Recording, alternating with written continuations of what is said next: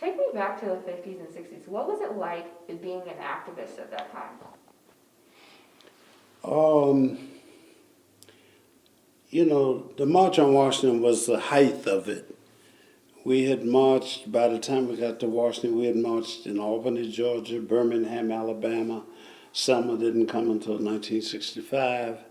But that was a major move, a major time. And it was a question of who would come.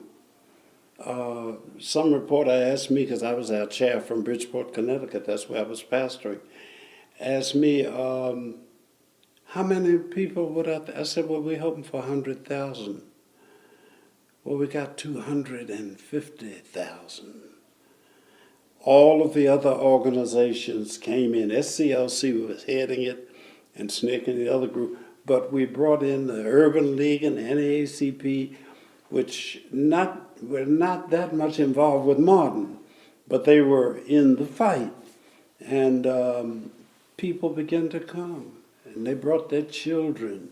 It was like a Sunday picnic. All these thousands of people, some with their feet in the water at the reflecting pool, and others just crowded around. And so it was just a momentous occasion to see all of these people. Somebody estimated the crowd was about 70% black. The thing that was amazing about that was people were saying there'd be terrible riots and all kind of fuss and police all around. It wasn't. There were plenty of police around if needed, but it was like a Sunday school picnic. It was a wonderful thing. And Martin's speech, I heard him speak many, many times, but that was the clarion call of the whole century, because what he was saying is that America has promised us something and didn't give it. One of the reasons we've come to Washington, he said, was to try to cash that check. You promised us freedom, justice, and equality, that as American citizens we would have access to all of these things. He said, well, we've come to Washington. The check bounced, and we have come to Washington to reclaim it. And that was just a high moment. There are many high moments, but his speech was the high moment of it all. Describe your relationship with Dr. King and other activists at that time. Martin was, of course, the leader. There was no question as to who was in charge and who was the person who was guiding and who was... There were some people who liked to say, like one of the people we met with the last time we met, that they participated with other groups and shared with the Black Panther Party and the Black Muslim.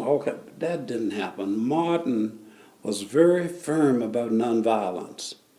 If you were not nonviolent, they'd put you out of the march. You can't do. That was the key of what he believed in and thought about and talked about.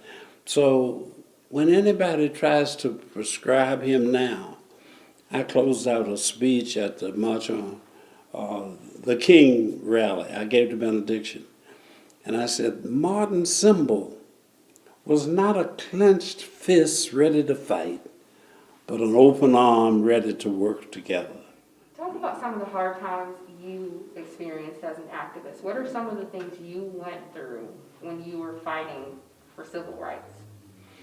I guess one of the most depressing, after the March on Washington on August 28, 1963, less than a month later, the Klan set off a bomb in the 16th Street Baptist Church, and those 4 little girls were killed.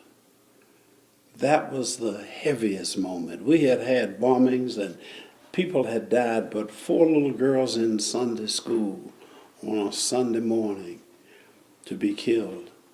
And Martin took it rough. There were some people who were accusing him, if you hadn't have brought this business to Birmingham, bombed our church and killed our children. Some people were cruel, and he felt that very keenly. He was convinced of the rightness of the march, the bright moments, the March on Washington. the March to Selma, the victory. Last time we spoke, you talked about the white supremacist presence in Denver and how there were some threats during the time that you were trying to do some of your work. Can you talk about that? Yeah.